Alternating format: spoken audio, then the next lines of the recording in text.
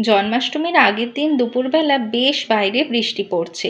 বাইরে পড়ছে বৃষ্টি আর আমি ঘরে বানাচ্ছি তালের বড়া। ওই বৃষ্টির সময় তালের বড়া বানাতে না আমার বেশ ভালো লাগছিল।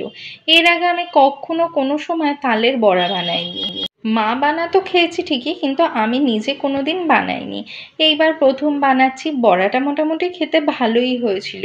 আর আমি তালের বড়াটা বানাচ্ছিলাম কারণ পরের দিন ছিল জন্মাষ্টমী। আর আমি ঠিক করেছিলাম এবছর ঠাকুরকে একটু ভোগ দেব। ভোগ মানে কিছুই না, অল্প একটু রান্না করে দেব। হঠাৎ করে মাথায় এই ভূতটা চাকার দিল। আর আরেকটা কথা বলছে, আমি কিন্তু এটা ঠাকুরের বাসনে বানাইনি, নর্মাল আমাদের খাবার বাসনেই বানিয়েছি। কারণ আমি অনেকের কাছেই শুনেছি যে তারা কিন্তু তাদের গোপালকে নর্মাল তাদের বাসনে বানানো খাবার কিন্তু দেয়। এবার আমি জানি না এটা ঠিক কিনা ভুল, আমার মন চেয়েছে তাই আমি দিয়েছি।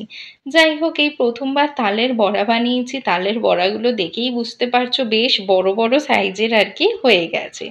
তো যাই হোক, তালের বড়া বানিয়ে বিকালের দিকে রেডি হয়ে একটু গেছিলাম আমাদের এখানে কুমোরপাড়ায়।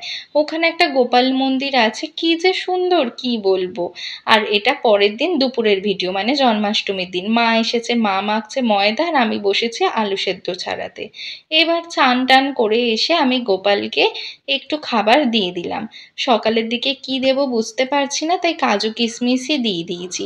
আর এই যে জামাগুলো ওরা পরেছে দুজনে দেখো ম্যাচিং করেই কিন্তু পরেছে।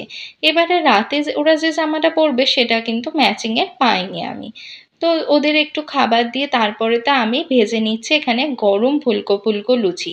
গোপালের জন্য আগে লুচি আলুর দমটা সরিয়ে রেখে এরপর খেতে বসবো আমরা। এবারের পুজোটা আমি সন্ধেবেলাতেই করেছি, সকালে আর করিনি। ঠাকুরের যেটা ভোগ দেবো সেটা সরিয়ে রেখে আমরা খেতে বসেছি একদম সিম্পলের ওপর, জাস্ট নুন হলুদ লঙ্কার গুঁড়ো এই সমস্ত কিছু আর ভাজা মশলা দিয়ে আলুর দমটা করেছি। আর এটা দেখো সন্ধেবেলাতে। রাসুকে গপুকে তো তোমরা চেনোই।